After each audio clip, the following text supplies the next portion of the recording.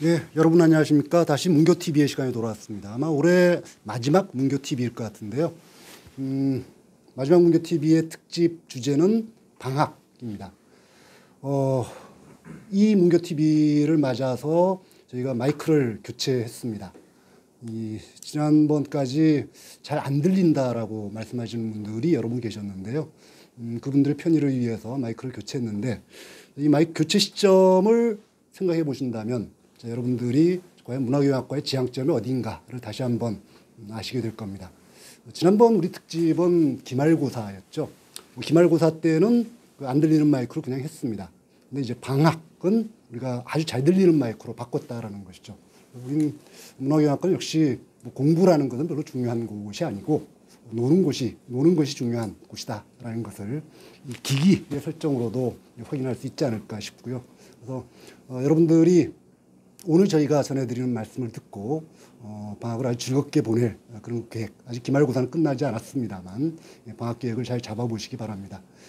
원래 역사적으로 보면 이 방학이라고 하는 것은 사실은 이 농번기하고 좀 연관이 있었다라고 합니다. 원래 학교가 처음 생긴 것은 근대적인 학교가 생긴 것은 산업혁명기부터입니다만 산업혁명이 초창기만 하더라도 여전히 농경사회였기 때문에 그래서 많은 학생들이 농사를 지을 수 있도록 농사일을 도울 수 있도록 그런 의도에서 이 방학을 만들었다라고 하는데요.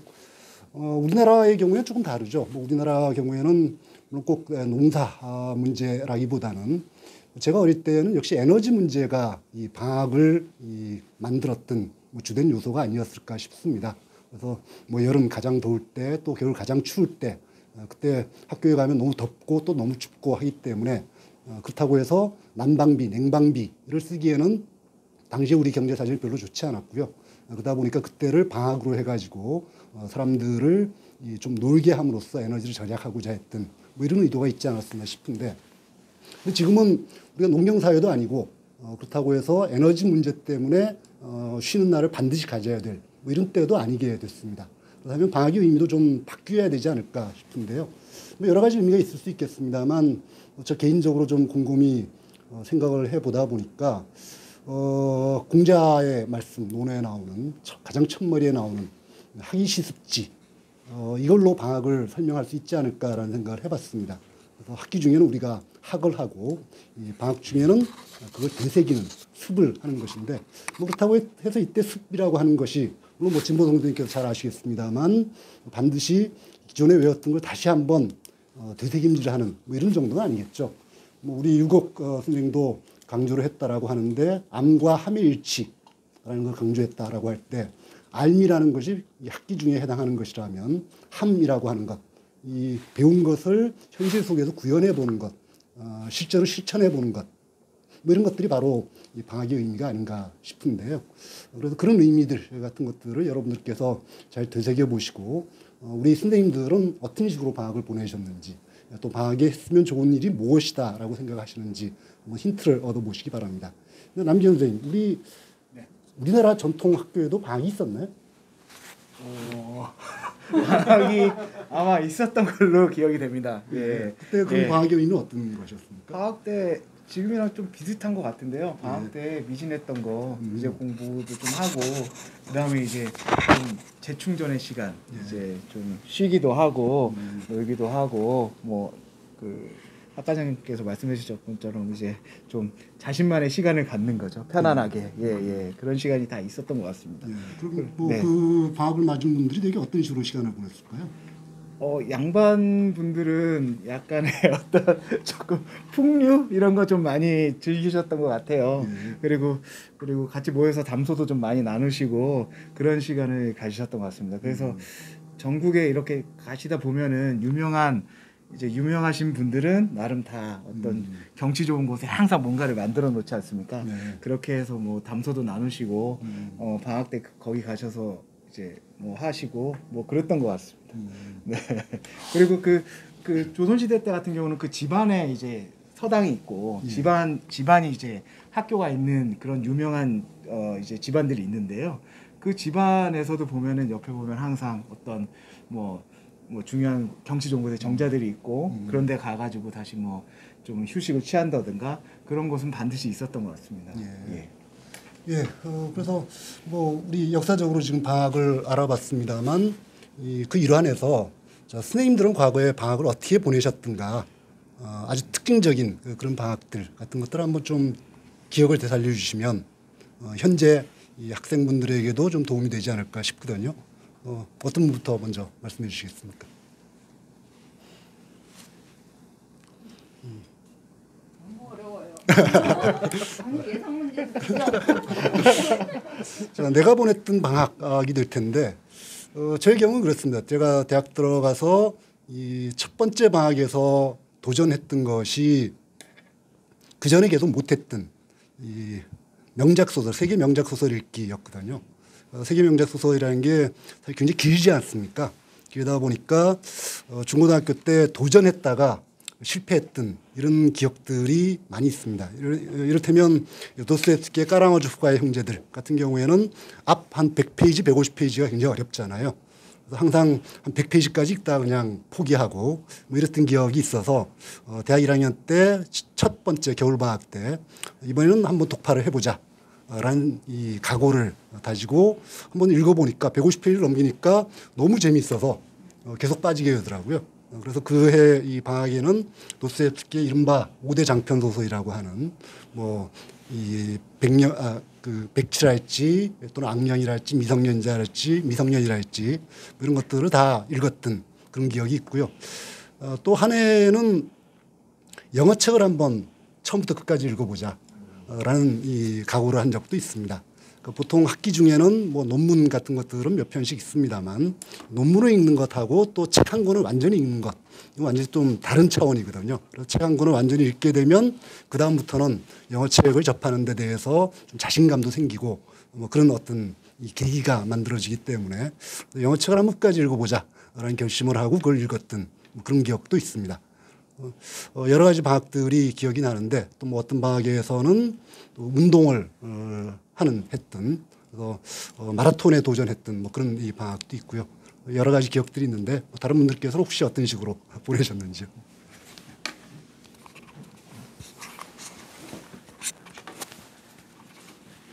네, 정준영 선생님께서 그 대학교 때 방학 이야기를 하시니까 저도 갑자기 대학 때 방학이 생각이 나가지고요. 저는 대학교 다닐 때 방학 동안에 여행을 좀 많이 다녔던 것 같습니다.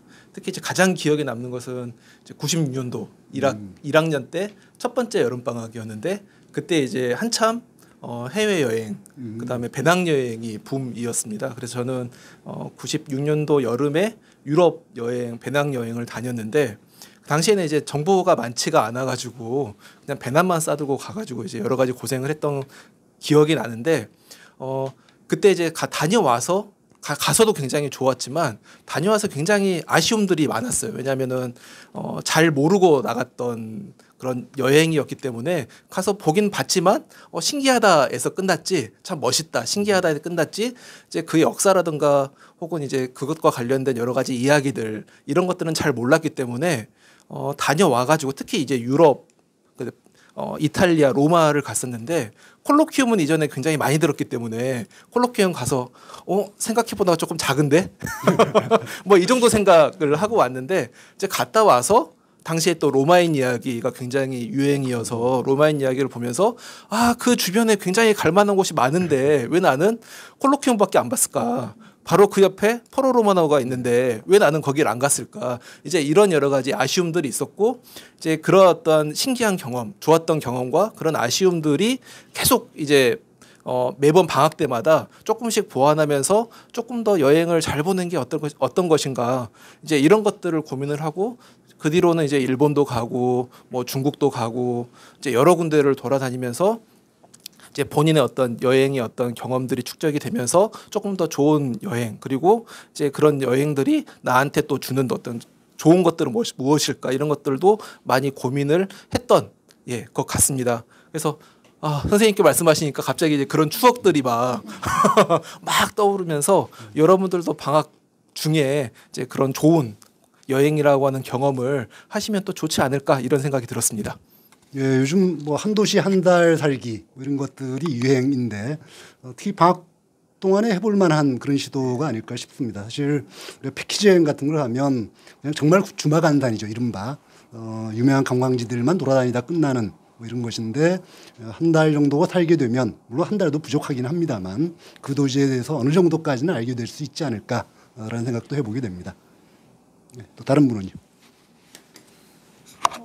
저도 생각나는 좀 특이했던 방학이 있는데요. 너무 어린 시절의 이야기 같지만 제가 중학교 3학년 겨울방학을 굉장히 좀 독특하게 보내서 저는 좀 방학이 길어서 4달 정도였거든요. 뭔가 특수목적 중학교에서 고등학교 넘어가는 순간에 학교를 많이 안 갔는데 저는 그 4달 동안 동네 태극권 도장에 매일같이 출근을 했습니다. 그래서 아침 9시에 가서 첫 번째 수련을 하고 사범님들과 같이 점심을 먹고 오후 수련을 하고 저녁까지 먹고 돌아오는 생활을 한 100일 넘게 하니까 100일 만에 이렇게 한 무술에 뭐 대가가 될 수는 없지만 그래도 100일 동안 매일매일 열심히 한 무술을 하면 상당한 그래도 학습을 할 수 있다는 거를 몸소 체험을 해서 이렇게 뭔가 하나 특히 운동 같은 경우에 뭔가를 할 때 띄엄띄엄 하기보다 짧은 시간 꾸준하게 지속적으로 해보는 게 굉장히 중요하다는 생각을 했고 그때 만났던 분들도 저의 인생에 굉장히 큰 영향을 미친 것 같아요. 그 100일 동안 도장에서 살면서 판타지 소설 작가 아니면 뭐 점쟁이 뭐 이렇게 아니면 진짜 무술을 하시는 분 이렇게 좀 이렇게 일반적인 직업을 가진 분이 아니라 굉장히 자기만의 길을 그다음에 뭐 출가한 스님부터 시작해서 뭐 동네에서 그냥 뭐 돌을 닦으시는 분 약간 이런 분들을 많이 만나면서 좀 약간 세상을 바라보는 관점이 좀 넓어진 것 같습니다.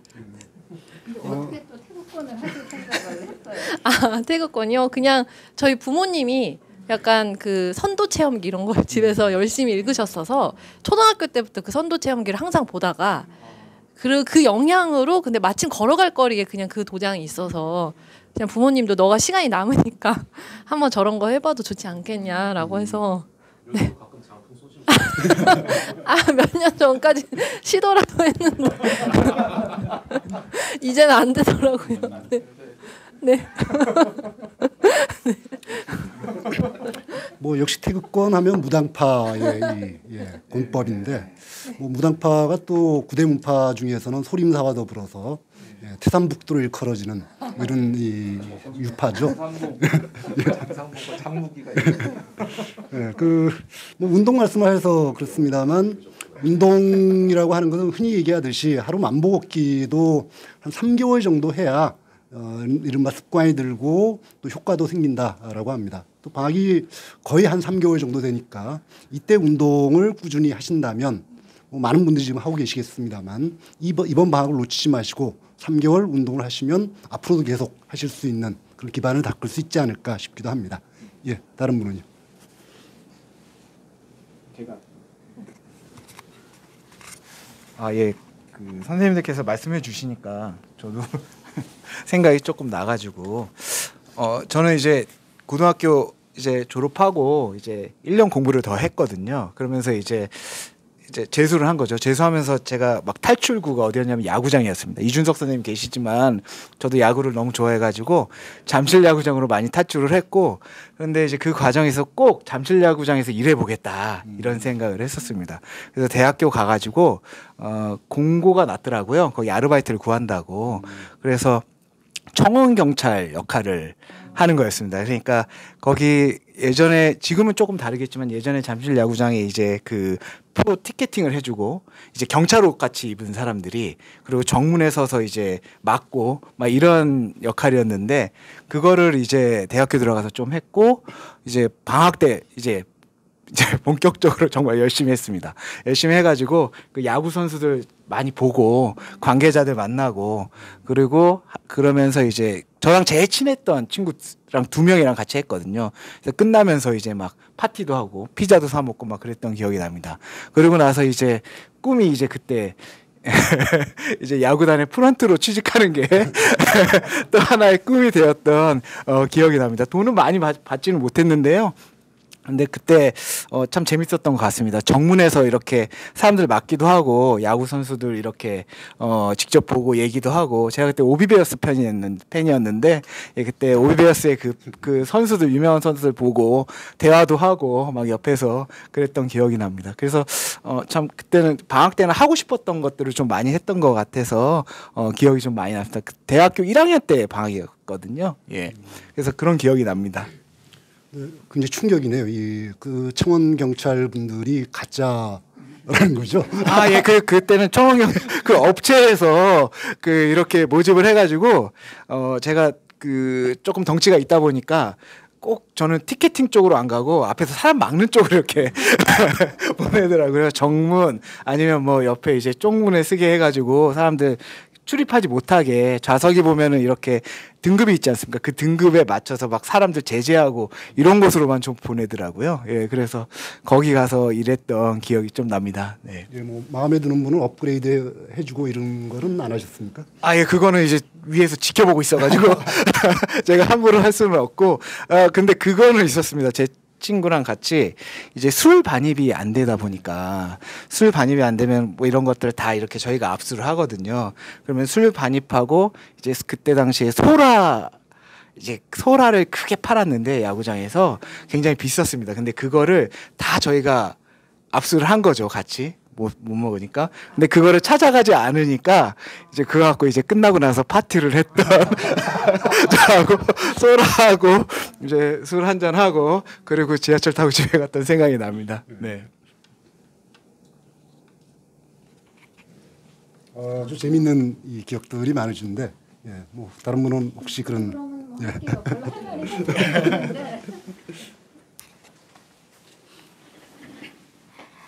솔직히 뭐 특별히 그런 기억이 남는 건 없는데요. 그래도 뭐 선생님들 얘기하시니까. 근데 그 방학이 사실은 학생들한테 중요한 것이겠지만요. 사실은 선생들한테도 굉장히 중요해요. 사실은 선생들한테 더 필요한 건지도 모르겠어요. 우리가 뭐 선생이라고 하는데 이 한자 말을 풀어보면은 앞에서 산 사람이잖아요. 그러니까 우리가 뭘 많이 알고 그래서 여러분들을 가르치는 게 아니라 그 이제 우리 학교 같은 경우는 조금 다르지만 그러니까 이제 사실 처음에는 제가 이제 이 문화교양학과 만들어지고 또 뭐 그 전에도 그렇고 그 이 선생이라는 그런 뭐 위치나 지위나 뭐 이런 거에 대해서 약간 쫄아 있었어요. 솔직히 얘기해서. 근데 이제 지금은 조금 괜찮아요. 그게 왜 그러냐 하면은 이제 이렇게 한참 세월이 가다 보니까 그전에는 저보다 나이가 많은 분들이 상당히 많으셨는데 요즘은 저보다 이제 좀 나이가 좀 어리신 분들이 이제 훨씬 더 많은 것 같아요. 그래서 제가 이제는 정말 진정한 의미의 선생이라고 해도 되겠구나 이런 생각이 드는데 아무튼 뭐 이 선생이라는 게 조금 앞에서 먼저 살았고 또 조금 앞에서 먼저 공부를 했기 때문에 가르칠 수가 있는 것 같거든요. 근데 그것만 가지고도 사실 부족하니까 맨날 여러분들 이 수업하고 뭐 강의하고 그러려면은 맨날 뭔가 막 이렇게 좀 공부를 하지 않으면 안 되거든요. 근데 계속 가르칠 수 없으니까 계속 그렇게 공부하고 그럴 수 없으니까 선생들한테도 약간의 그 휴식 시간이 필요해서 그래서 방학이 필요한 것 같아요. 그러니까 여러분들한테 학우님들한테도 중요하지만 우리 교수들한테도 굉장히 이 쉰다는 게 이제 중요한 그런 그 시간이 될 수 있다고 생각하는데요.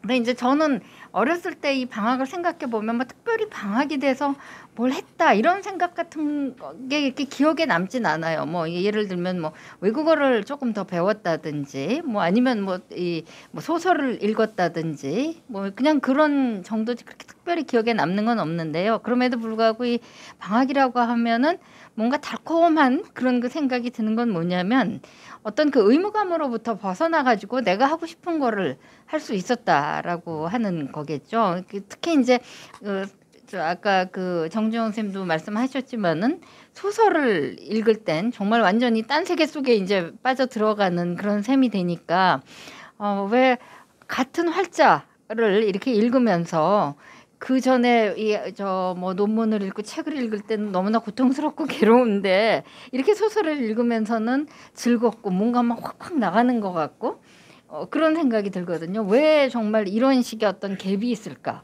소설을 읽듯이 공부를 할 수는 없을까 이런 생각 같은 거를 참 많이 했던 것 같은데요.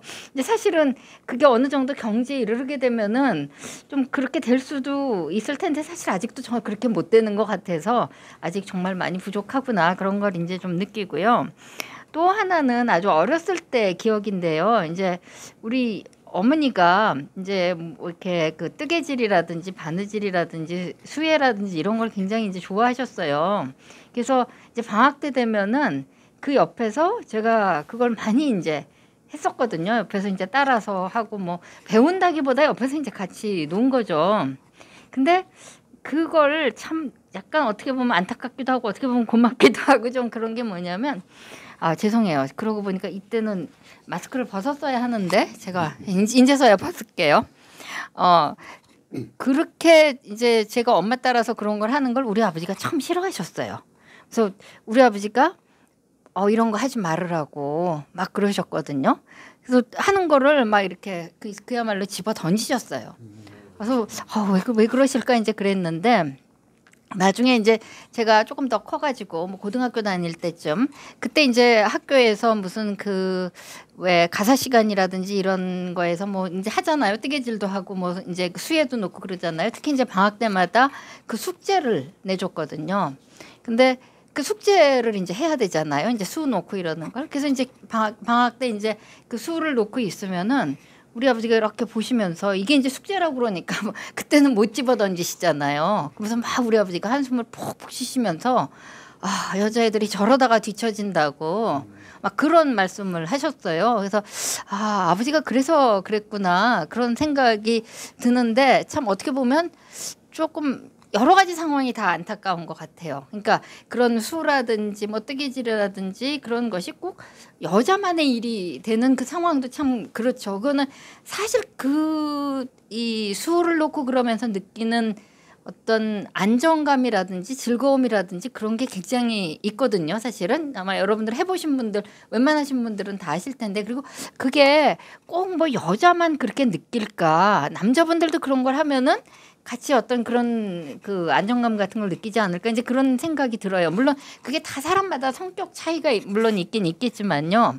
그런데 그거는 여자 일이라고 하면서 이제 여자들만 하니까 우리 아버지가 그걸 보시면서 아 여자들이 저런 걸 하다가 이렇게 뒤처진다 이런 생각을 하셨겠구나. 그리고 우리 아버지도 사실은 한 번도 저런 걸 해보신 적이 없으니까 이걸 하는 이런 일을 하면서 얼마나 즐거움을 느끼는지 그 정서적인 어떤 그 만족감 같은 거 그런 걸 전혀 모르시니까 우리 아버지도 그렇게 못하게 하신 게 아닌가 그런 생각이 좀 들었었어요. 그러니까 어떻게 생각하면 이거는 방학하고는 아무 상관이 없는 일인데 방학을 얘기하다 보니까 방학을 또 이렇게 생각하다 보니까 같이 이 옛날 일이 생각이 나서 그냥 말씀드렸습니다. 예.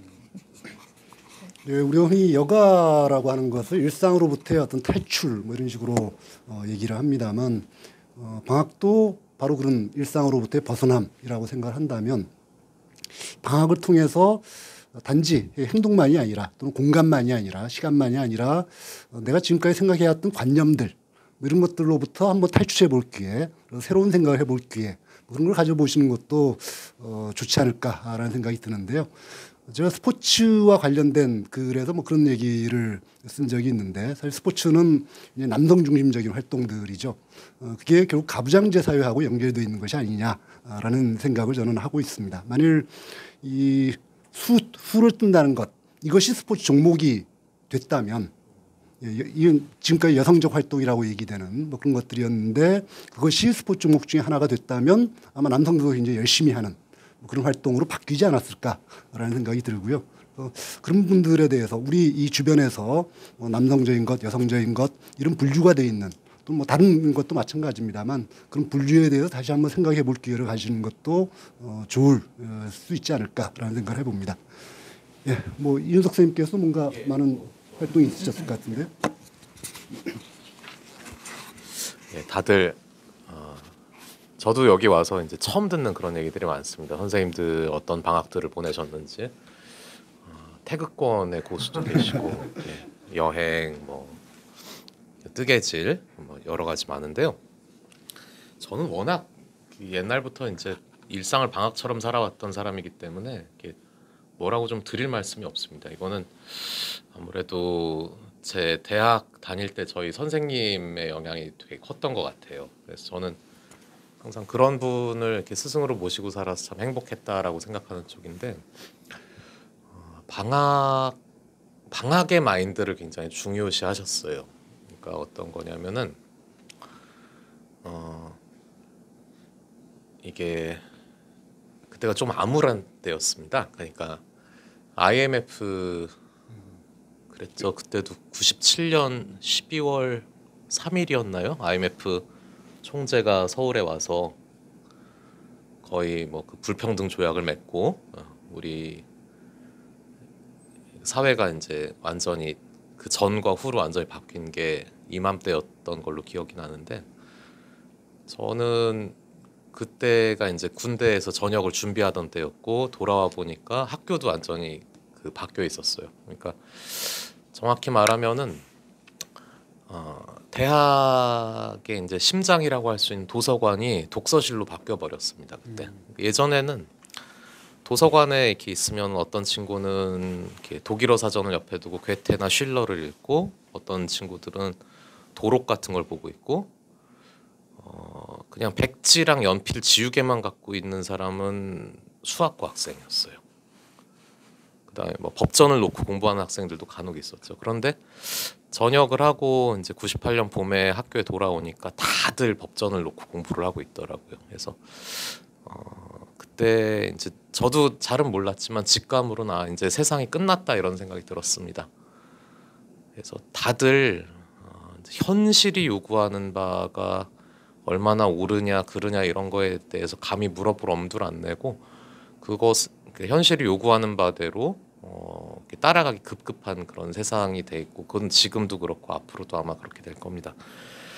근데 저희는 어떻게 뭐 진출을 할 수가 없어서 사회로 뭐 있던 사람도 다 쫓아내던 시대에 어떻게 젊은이들이 뭐 회사나 이런 데 들어갈 수가 있었겠습니까? 그래서 그냥 하고 싶었던 공부나 한번 해보자 하고 저도 이제 그 대학원에를 갔었는데 그때 선생님들이 그렇게 말씀을 하셨어요. 당장 현실이 필요로 하는 것에 이제 목매고 그것만 급급하다 보면은 그런 사람은 발전이 없다. 이렇게 항상 이제 팍팍한 삶을 사는 어른들, 아버지, 어머니들은 너희들은 좀 이렇게 실용적인 것들, 쓸모 있는 것들을 미리미리 해놔서 나중에 여유롭게 살아라 이렇게 말씀하셨지만 사실 IMF 때 그렇게 고생 많이 하신 가장들, 부모님들 보면은 다 그렇게 살아오신 분들이었어요. 그래서 그런 분들이라고 해서 뭐 이렇게 뾰족한 수가 있었던 건 아니고 오히려 그런 파국이 있고 난 다음에 그 수습을 할 수 있는 능력이 있었던 사람들은 방학처럼 삶을 보내던 그런 분들이었다고 생각을 합니다. 그러니까 정말 이렇게 현실이 필요로 하는 어떤 쓸모 있는 것들에만 집중을 해서 그것만 급급한 사람들은 저는 발전이 없다고 생각을 해요. 그것의 의미라든가 그것의 가치라든가 이런 것들을 생각할 여력이 없기 때문에.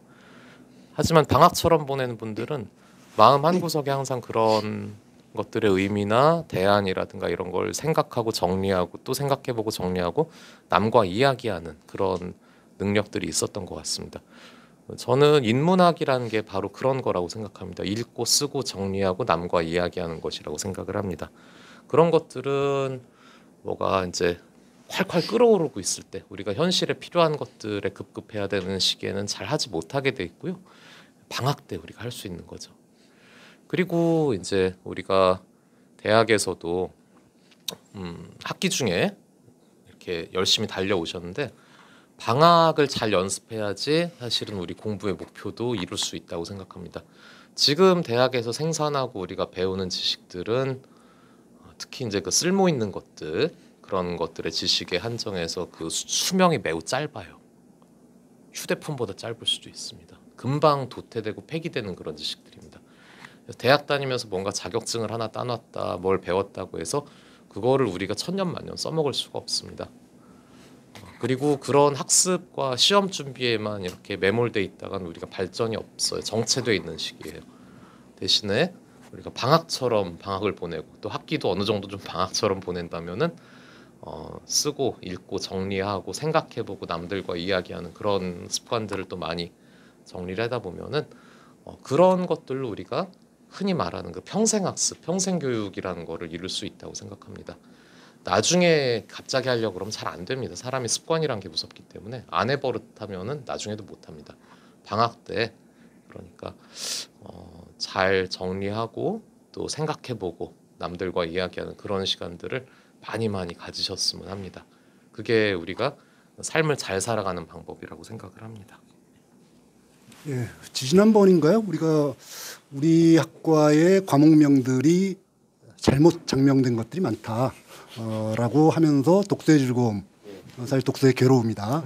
또는 뭐 동양철학 산책이 아니라 동양철학 등반이다라는 말씀을 드린 적이 있는데, 근데 지금 이준석 선생님께서 말씀하셨듯이 일상을 방학처럼 사시게 되면 그냥 독서의 즐거움과 동양철학 산책이겠죠. 독서만 즐겁겠습니다. 다 산책이고 즐거움이죠. 예, 알겠습니다. 뭐 진보동 선생님께서 어떠십니까? 예, 예, 저도 뭐 이준석 선생님 말씀하신 것처럼 그 평일상의 어떤 시간들을 이 방학처럼 보내야 된다. 뭐 방학만 어떤 특별한 일상의 어떤 그 다른 시류죠. 쇠류의 그 물결에 흘러가면서 살다가 방학 때는 한번 나는 이제 뭐 다른 걸 특별한 걸 해보겠다, 어떤 스페셜한 어떤 기간으로 삼겠다라고 하는 그런 생각보다는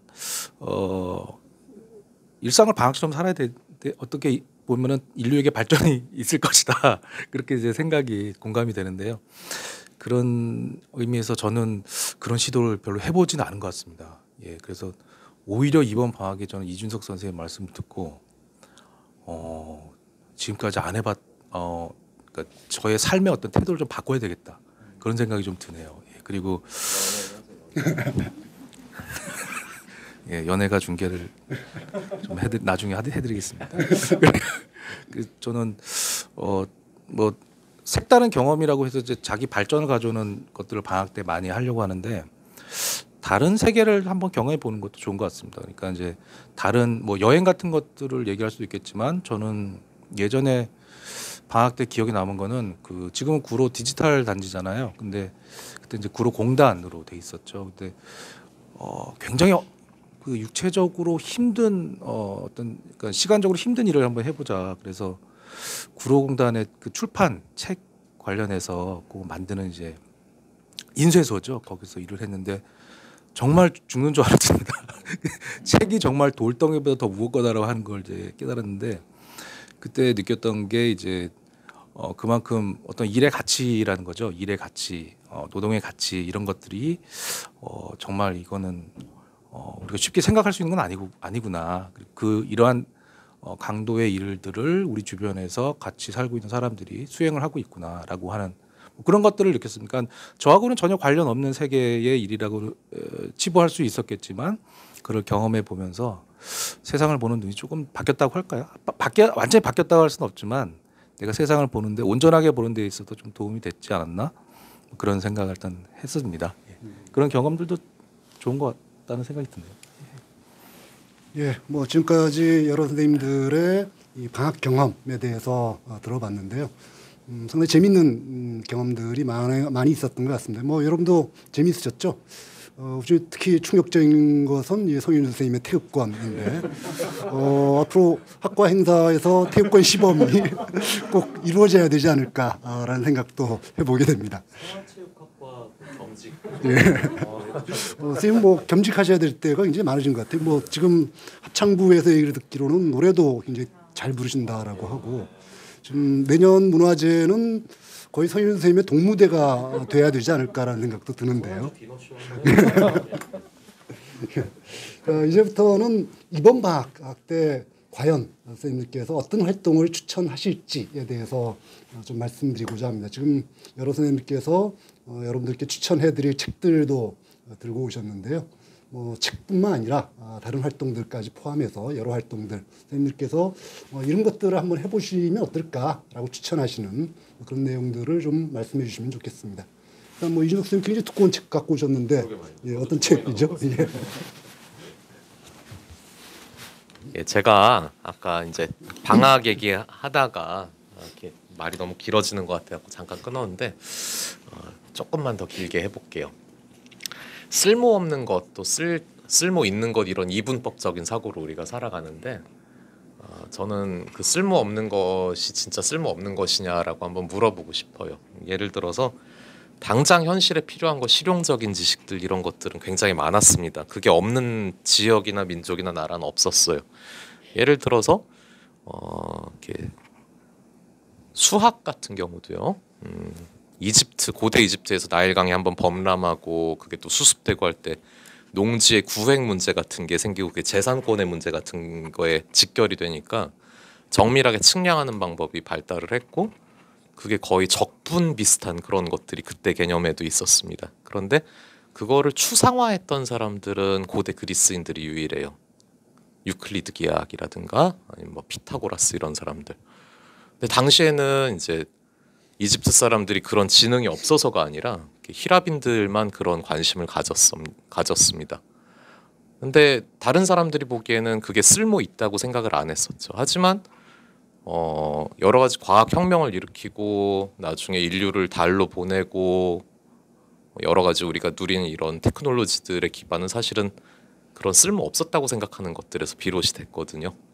유클리드라든가 피타고라스 같은 사람들의 그런 추상적인 그런 사고들에서 발달을 했습니다. 저는 그 방학 정신이 바로 그 쓸모없는 것들에 대한 그 되돌아봄이라고 생각을 하는데 그 그리스 사람들은 도대체 뭘 배우고 자라났길래 그렇게 좀 특별한 생각들을 했었나 하면은 사실은 호메로스입니다. 우리 일리아스와 오디세이라는 두 서사시로 유명한 작가죠. 이분에 대한 그 바이오그래피는 거의 남아있질 않기 때문에 하나도 없기 때문에 우리가 추정만 하고 있습니다. 저는 기원전 9세기 정도의 인물이라고 생각을 하고 있는데 플라톤 같은 경우도 항상 자기 작품에서 그 얘기를 해요.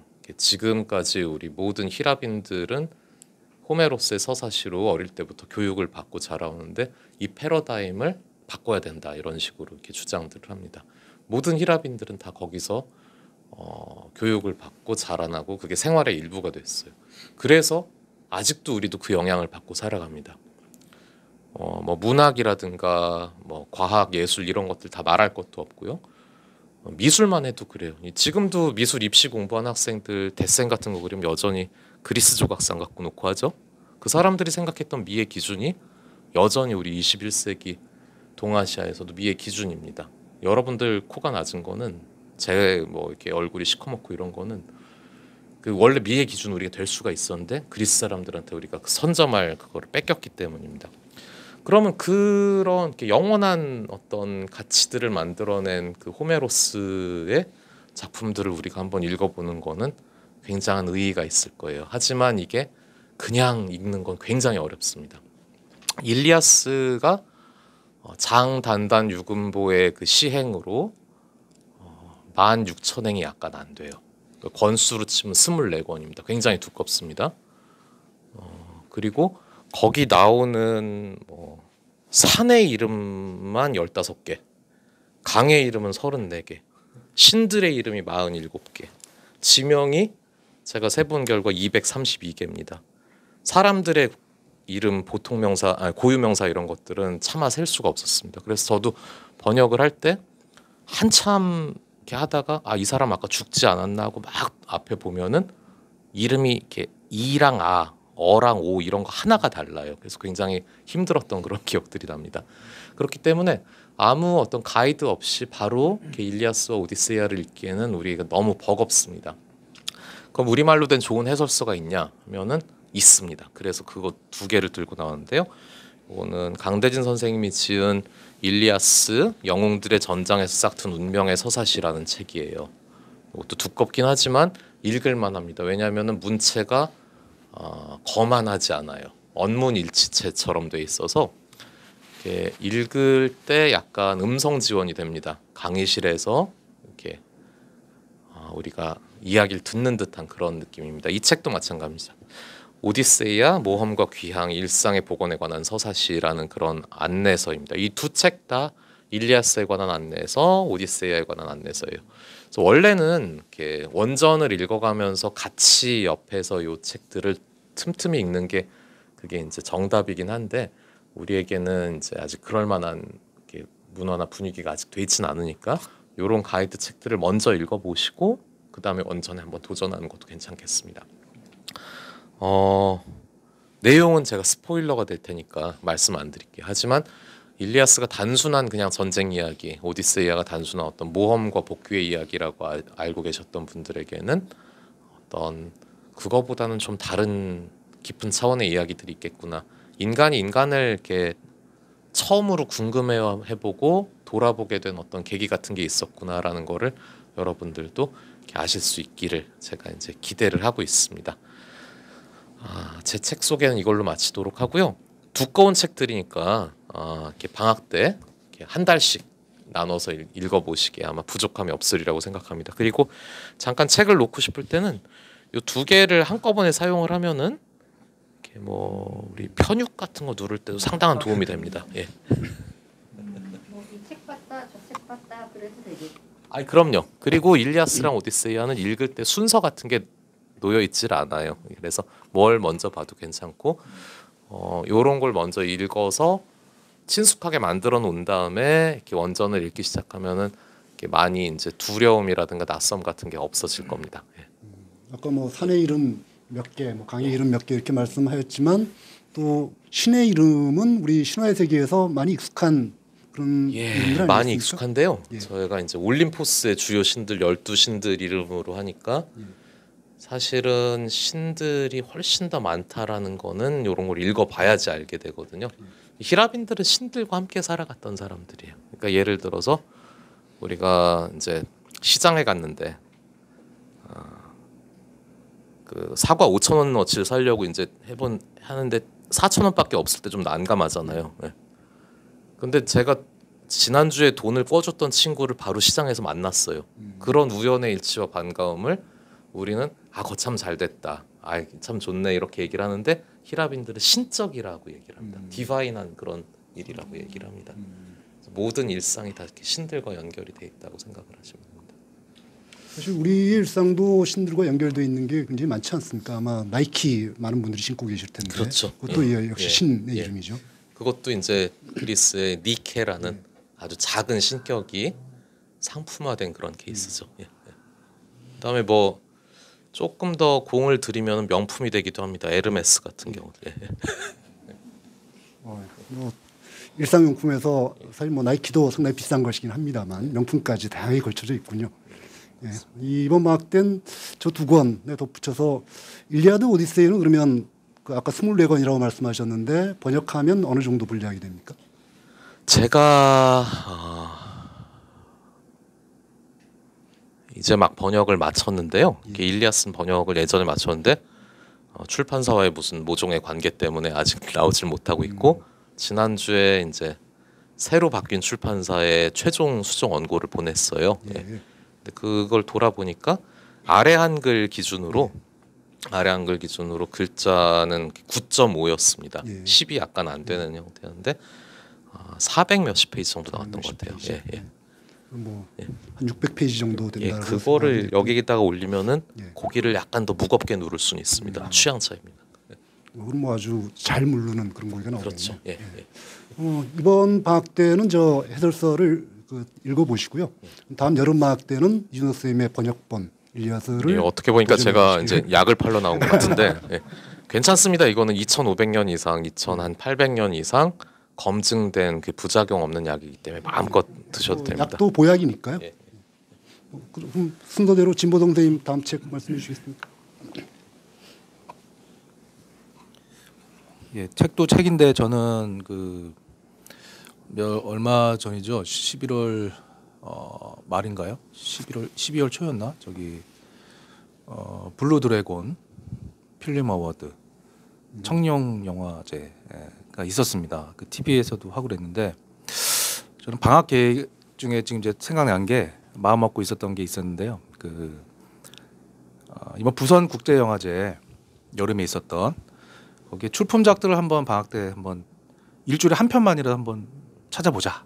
그런 계획을 좀 가지고 있습니다. 그래서 영화를 제가 이제 그 독립영화관 같은 경우에는 밤에 이제 금요일마다 순대 한 접시 사가지고 보면서 이렇게 보고 막 그랬거든요. 근데 그러다 보니까 진지하게 보질 못하겠더라고요. 영화를 작업하면서 막 보고 그러다 보니까 그 영화에 대한 예의가 아닌데, 그래서 이번에는 부산국제영화제에 출품된 몇 영화들 한 5편 정도는 방학 때 한번 구해서 실제 한번 봐야겠다 그런 생각을 이제 가지고 있습니다. 그래서 각 영화제에 출품됐었던 그런 영화들을 찾아가지고요. 한번 그걸 구해서 물론 이제 유료로 결제를 해야 되겠죠. 근데 그거를 한번 찾아보시는 것도 영화 팬들로서는 좋은 방학 계획이 되지 않을까 생각을 합니다. 그리고 최근 제가 뭐 한 권을 추천을 드리는 거는 이제 그 변방의 언어로 사랑하며라고 하는 이제 시 산문집입니다. 제가 왜 이제 좀 시 산문집을 들고 있으니까 좀 잘 어울리지 않는다고 생각하실 수 있는데요. 이유은이란 작가의 시 산문집입니다. 제목이 이제 그 변방의 언어로 사랑하며라고 하니까 아무래도 그 이 작가가 서 있는 그 자리가 작가가 자기가 서 있는 영역을 변방으로 일단 설정하고 있는 것 같아요.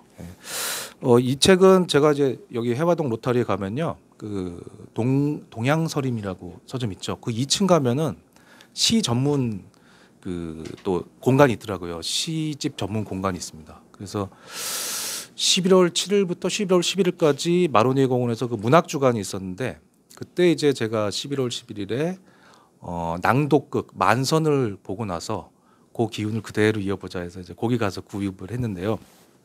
사실은 이제 이 작가는 제가 아는 분이에요. 근데 책이 이제 올해 8월에 나왔는데 이 동양 철학을 전공하는 분인데 그 경인일보 신춘문예에 당선이 되고 그 이후에 이제 자기 습작들을 이렇게 이제 시집으로 이렇게 펴냈더라고요. 그래서 뭐 그 신춘문예 당선작은 뭐 당신의 뼈를 생각하며, 이런 이 시가 실려 있습니다.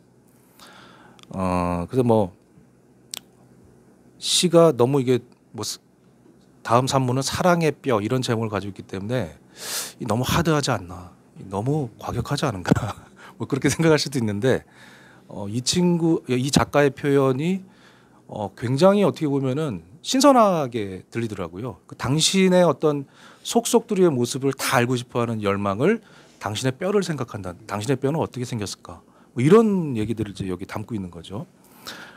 그래서 그 당신의 뼈를 생각하며의 맨 마지막 부분을 보시면 내가 만져보지 못한 당신의 뼈는 어떤 모양이었을까 하고 점점점 이렇게 돼 있습니다. 그래서 이런 어떤 표현들이 제가 읽어봤는데도 굉장히 좀 신선했습니다. 그래서 기존의 시들과는 조금 이제 그 표현이 조금 다르다, 그런 부분들이 있고요. 또 이게 시하고 그 산문을 함께 모아놓은 책이다 보니까 시만 읽다 보면은 이게 좀 이제 좋을 수도 있거든요. 그래서 시 읽다가 산문도 읽고 산문도 읽다 시도 읽어보면서 그런 이제 독특한 어떤 편지를 이 책이 가지고 있습니다. 그래서 이 책 변방의 언어로 생각한다는 것이 이제 어떻게 보면은 이제 주류가 아닌 좀 소외되어 있거나 자기가 이제 서 있는 그 스탠스가 조금 이제 좀 불안한 사람들의 어떤 얘기를 좀 담고 있다고 볼 수도 있어요. 그래서 그것을 해결하기 위한 어떤 방법으로 이제 산문 내용 중에 이런 게 있는데요. 저곳에서 손가락에 담배를 끼우고 이제 이렇게 얘기를 하는 거죠. 너는 말이다 좀 우울하지 않느냐. 희망을 가진 존재는 명랑해야 한다. 명랑함에서 희망이 나온다. 혁명이라는 것도 영혼이라는 것도 생의 영혼이라는 말이 있다. 그 말이 어디서 온 것 같으냐. 명랑한 눈, 명랑한 태도에서 온 것이다 라고 말했던 선생님의 목소리를 떠올린다. 그러니까 이제 자기 지도 교수가 이제 자기한테 해줬던 그런 얘기를 이제 술집에서 해줬던 얘기입니다. 이게 취해서 한 얘기예요. 이제 취해서 한 얘기니까 취중 진담이라고 볼 수 있죠. 하여튼 이런 이제 자기의 어떤 경험과 관련된 여러 가지 다양한 내용들이 이제 담겨 있습니다. 그래서 올 여름에 나온 책이지만 올 겨울에 한번 읽어보시면은 다음 여름까지 이 울림이 그대로 가지 않을까. 다음 여름에는 제가 다른 책을 또 소개를 해드리겠습니다. 뭐 조금 차원이 다른 이야기이긴 하지만 겨울은 역시 뼈죠. 뼈로 푹 고아서 네, 내용 아까 그 발췌해서 읽어주신 내용을 보면 약간 19금적인 내용이 들어있긴 합니다만 우리 과에선 전혀 문제될 게 없을 것 같은 생각이 듭니다. 예, 역시 좋은 책 추천 감사드리고요. 남기현 선생님 뭐 어떤 책 갖고 있습니까? 아 예. 책하고 영화하고 같이 소개를 예, 좋습니까요? 예 예. 먼저 영화 같은 경우는 아무래도 제가 한국사 전공이니까 한국사 관련해서 추천을 좀 드려야 될 것 같은데요. 제가 지난번 때는 그 독립운동 관련해 가지고 3편을 추천드렸던 것 같고, 요번에는 이제 먼저 어떻게 보면 한국 고대사죠. 고대사로 그 아마 학우님들 많이 아실 텐데 황산벌이라는 영화가 있습니다.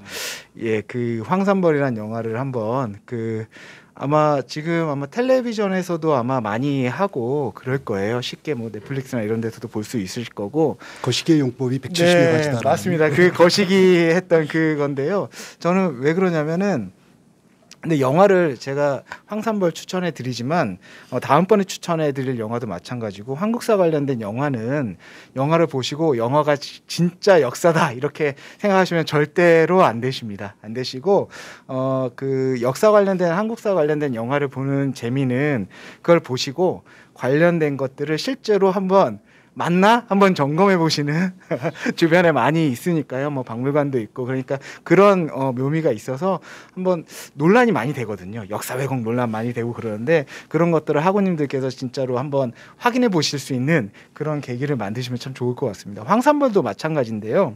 저는 황산벌을 보면서 제가 정말 놀랬던 게 뭐냐면 그때가 2003년인가 그랬을 텐데 그때 황산벌 첫 장면이 사자회담이 나옵니다. 그러니까 고구려 백제 신라 당나라가 이렇게 왕들이 나와가지고 사자회담을 하는데요. 그게 감독이 노렸는지를 모르겠지만 그때에 육자회담이 있었습니다. 북핵 관련해가지고 그래가지고 그걸 보면서 그때도 만약에 그랬으면 그런 게 가능했겠구나. 어떤 역사적 상상력 그런 것들이 참 신기했고 저 같은 경우는 참 예전에 궁금했던 게 옛날 막 드라마가 나오는데 뭐 전라도도 그렇고 경상도도 그렇고 다 지역의 지금 언어가 있잖아요. 근데 다 보면 드라마가 동일하게 같은 말을 쓰지 않습니까? 그런데 그 황산벌에서는 그거를 사투리라는 그거를 굉장히 지역적인 거를 잡아가지고 서로 언어적인 면도 좀 다른 게 있어요. 물론 그 당시 그러니까 신라나 뭐 백제가 있었던 그 시기에 그런 언어를 사용했다는 보장은 없지만 굉장히 상상력이 뛰어난 거죠. 그래가지고 이게 그럴 수도 있겠구나 이런 느낌. 그리고 그 안에서 굉장히 어떤 신라의 어떤 진골계 원래 신라계와 그 가야계 그러니까 김유신 계열의 어떤 다툼이나 이런 것들도 굉장히 조금 잘 표현을 했고 계백 장군이 이제 그 출정을 하면서 굉장히 보통 비범하게 그러니까 가족들과 우리는 나를 구하기 위해서 가족들을 다 이렇게 죽이고 그거에 대해서 굉장히 높게 평가를 했는데 그 영화에서는 굉장히 어떻게 보면 현실적으로 나옵니다. 그 계백 장군의 아내가 니만 죽어야지 왜 우리를 죽이고 가냐고. 그러니까 참 그런 것들이 현실적인 해석이 참 뛰어났던 것 같아요. 그래서 황산벌 추천해 드리고 그리고 또 만약에 또 하나 더 추천해 드린다면은 광해입니다. 예, 그 광해를 추천해 드리는데요. 이 영화는 일단 이병헌 배우가 굉장히 연기를 굉장히 잘했고 그리고 학우님도 아시겠지만 광해군이라는 사람이 중리외교라는 거를 폈잖아요. 근데 그 중리외교라는 거에 대한 굉장히 어떤 그 관심 그리고 보통 조선의 왕이라면 할 수 없었던 것들을 과연 이 사람이 정상적인 사람이 했었을까 왕의 계통을 받았던 사람이 했었을까 그런 의문을 들게 하는 그런 어떤 역사적 상상력이 굉장히 뛰어나게 발휘된 영화이기 때문에 그 두 영화를 한번 보시고 이게 맞나 한번 판단을 한번 각자 해보시면 참 좋을 것 같다는 생각이 들어서 황산벌 그리고 광해를 추천해 드립니다. 그 황산벌에 보면 벌교 출신 백제 병사들이 아주 욕을 잘하는 걸로 이렇게 나오잖아요. 삼국시대에도 그 벌교 사람들이 욕을 잘했을까요? 그게 정확하게 잘 모르겠습니다. 그런데 일단은 저는 그때 그 장면을 보고 그냥 저도 모르게 그냥 막 웃어가지고 3명의 병사가 나와서 아주 진지한 얼굴로 쫙 풀어나가는. 예. 화살보다 더 죄송하지만 제가 영화 스포일러 잠깐 해도 되겠습니까? 아, 그럼요. 신라가 이깁니다. 아, 역사 상상이 조금 충분히 뻗어나가지 못했군요. 그래서 그 황산벌 영화를 맨 처음 봤을 때 저도 굉장히 충격이었습니다. 생각이. 그래서 한번 추천을 드립니다. 황산벌 한번 보시고 그 다음에 이제 광해도 한번 보시면은 참 좋을 것 같습니다. 예. 그리고 독서의 즐거움 시간에 가끔 말씀드리는데 음란서생 이런 영화도 보면 실제 이 시기적으로 보자면 우리가 대중 독서가 생겼던 그 시기하고 딱 맞아떨어지죠. 보면 거기서 이렇게 실질적인 주인공 중에 하나가 거식이지 않습니까? 예. 근데 그게 참 이렇게 무섭기도 하고 재밌기도 하고 그랬다는 생각이 들었어요. 그러니까 거식이가 등장하는 에피소드는 항상 이렇게 희극적인 요소들이 나오는데 그 사람도 무슨 이름이 있었을 거예요. 근데 거기서는 이제 뭐 무엇에 해당하는 그 대명사로 불리잖아요. 근데 사실 그게 전쟁의 논리인 것 같아요. 그러니까 이제 피와 살을 가진 아까 보면 그 뼈를 가진 한 명의 인격체를 항상 그 대상으로 그냥 만들어버리는 오브젝트로 만들어버리는 그게 전쟁이 아닌가. 저도 이제 처음에 군대 입대해서 훈련소 갔을 때 가장 이렇게 무섭고 충격적이었던 게 이름이 아닌 번호로 불린 거였거든요. 39번 이런 식으로. 그래서 아마 그 노예들도 그런 취급을 받았을 거고 이제 병사들도 그렇고 거기서도 인격이 없어지는 그러니까 이제 대상화할 수 있는 존재로 만들어내는 그런 구도도 그 감독이 담고 있지 않았나 그런 생각도 한번 듭니다. 네. 뭐 주민등록번호에 대한 반발도 그런 맥락이 있겠죠. 있죠. 예, 예. 언제든지 감시하고 통제할 수 있는 걸로. 그 학교에서도 번호를 불렀어요. 예, 예. 그래야지 체벌할 때 가책이 안 생깁니다. 교사 입장에서. 네, 뭐 예령 선생님께도 뭐 준비해 오셨습니다. 네, 뭐 저는 준비를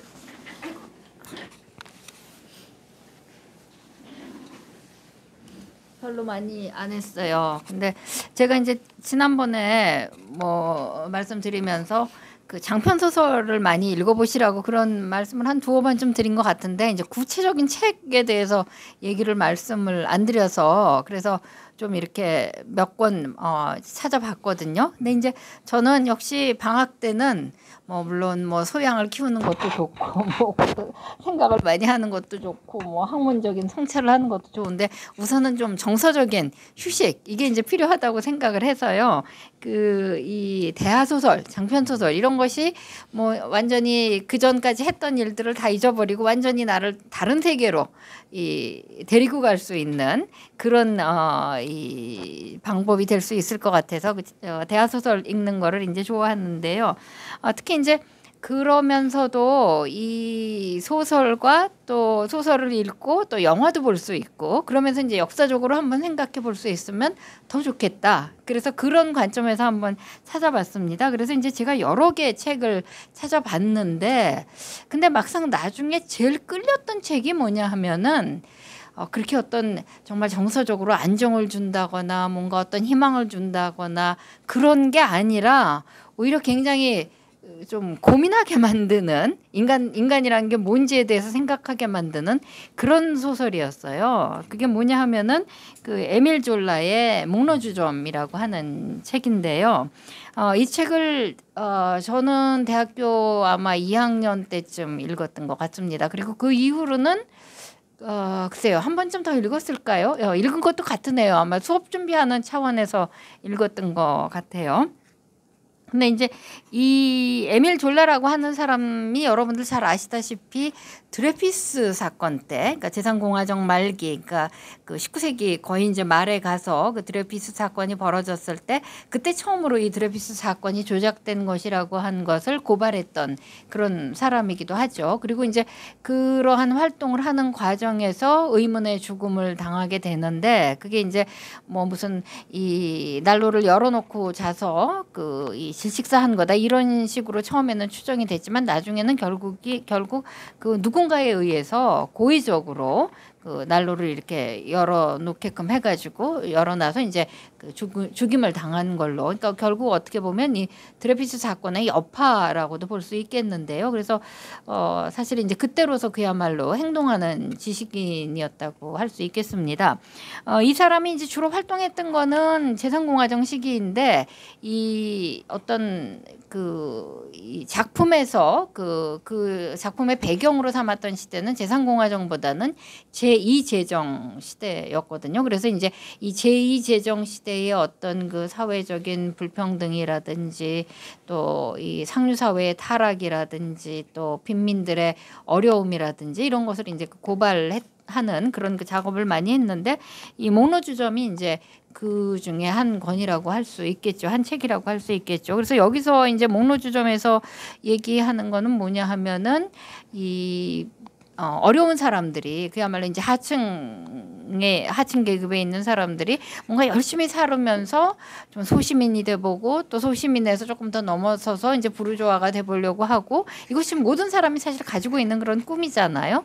근데 그것이 되지 않는 것. 그 좌절해버리는 거 중간에 뭐 어떤 자신의 어떤 그 부족함 때문이기도 하겠지만 사실은 전혀 자기가 대비하지 못했던 여러 가지 사건이라든지 또 재반 요인이라든지 이런 것에 의해서 좌절하게 되고 그 다음에 이제 거기서 이제 좌절하는 걸로 끝나는 것이 아니라 도덕적인 타락을 하게 되고 그 결국은 파멸하게 되는 그런 과정을 이제 그리고 있는 얘기입니다. 그래서 여기서 보면 이제 주인공이 제르베즈라고 하는 그 세탁을 하는 이 여인인데요. 그 여인이 뭔가 세탁소를 차려가지고 이제 돈을 벌고 잘 살아보려고 했는데 결국 그게 안 되고 나중에 아주 비참하게 굶어서 죽는 그런 얘기입니다. 근데 여기서 결국 이제 에밀 졸라가 얘기하는 거는 보통 한 두 가지로 얘기할 수 있을 것 같아요. 일종의 어떤 유전적인 요인이다. 이 사람들은 뭐 이렇게 타고났다. 그래서 도저히 성공할 수 없다. 그 일종의 이제 자연주의라고도 얘기를 하는데요. 근데 그것보다도 더 중요한 게 뭐냐면 사실은 에밀 졸라가 더 강조해서 얘기하고자 했던 거는 이 사람들이 그렇게 열심히 살려고 해도 그렇게 살지 못하게 하는 사회적인 구조. 그걸 이제 더 폭로했다고 볼 수 있겠죠. 예. 그래서 사실 좀 이 소설을 읽는 게 그렇게 행복하고 즐겁고 그렇지만은 않아요. 굉장히 좀 고통스럽기도 하고 때로는 이제 그 주인공들의 어떤 여러 행태를 통해서 인간에 대해서 생각을 해보게 되고 정말 나에 대해서 생각을 해보게 되고 정말 그러면서 이제 고통스러운 그런 책이라고 할 수 있겠는데요. 그렇지만 여러 가지로 한번 좀 읽어볼 수 있는 그런 책이 아닌가 싶습니다. 의미가 있는 책이라고 생각을 하고요. 그다음에 이제 소설은 제가 뭐 어디 책이라고 이렇게 특별히 소개는 안 해드리겠고요. 검색을 해보시면 비교적 쉽게 이 책은 구해서 읽으실 수 있고 또 요즘 보니까 유튜브에서 오디오북으로도 또 읽고 있습니다. 그래서 여러분들 혹시 또 뭐 피곤하시면, 그러니까 눈을 이제 피곤하게 하지 않으시고 또 들으실 수도 있는 그런 방법이 있고요. 또 그다음에 이게 영화가 만들어졌는데 좀 이 영화가 이제 옛날 영화예요. 1956년에 만들어졌습니다. 제목은 이 주인공 이름을 따서 제르베즈라고 하는 그런 제목으로 만들어졌는데 이게 보면은 쉽게 이렇게 찾아보기는 어렵겠지만 유튜브에서 조금씩 나오고 있어요. 그래서 다는 못 보시더라도 한번 소설을 읽고 보시면 물론 그게 불어로 나오는 그 영화고 그렇긴 하지만은 그래도 한번 소설을 읽고 보시면 감을 좀 이렇게 잡으실 수 있고 분위기를 좀 느끼실 수 있을 거라고 생각을 합니다. 그리고 이제 이걸 보다 보니까 사실 이 에밀 졸라가 원래 이제 이 목로주점을 쓰면서 루공 마카르 총서라고 해가지고 총 13권의 책을 이제 작품을 썼거든요. 근데 그 중에 이 목로주점으로 이렇게 목로주점에서 쭉 이어지는 그 제르베즈 일가의 그 가게 에 관한 얘기가 나오는 게 두 권이 더 있습니다. 두 번째가 이제 나나라고 해가지고요. 이 제르베즈의 딸 이야기고요. 세 번째가 제르미날이라고 해가지고 이제 이 제르베즈의 아들의 그 이야기인데요. 나나의 경우는 이건 이제 1880년에 발표가 됐는데 이 나나가 굉장히 아름다운 여인이었습니다. 배우이면서 굉장히 또 고급 뭐 성매매 여성이라고 할까요? 그래서 아주 그 상류 사회의 그 남성들과 이제 그 같이 관계를 했는데 뭐 거침없이 자신의 욕망을 추구하면서 그 같이 했던 남성들을 다 파멸시키고 종국에는 이제 자기도 몰락하는 그런 이야기인데요. 근데 이게 아주 얘기가 아주 상징적으로 이 나나의 죽음과 함께 같은 시기에 이 제2제정도 몰락을 하게 된다, 붕괴가 된다 이런 얘기가 나오고 있습니다.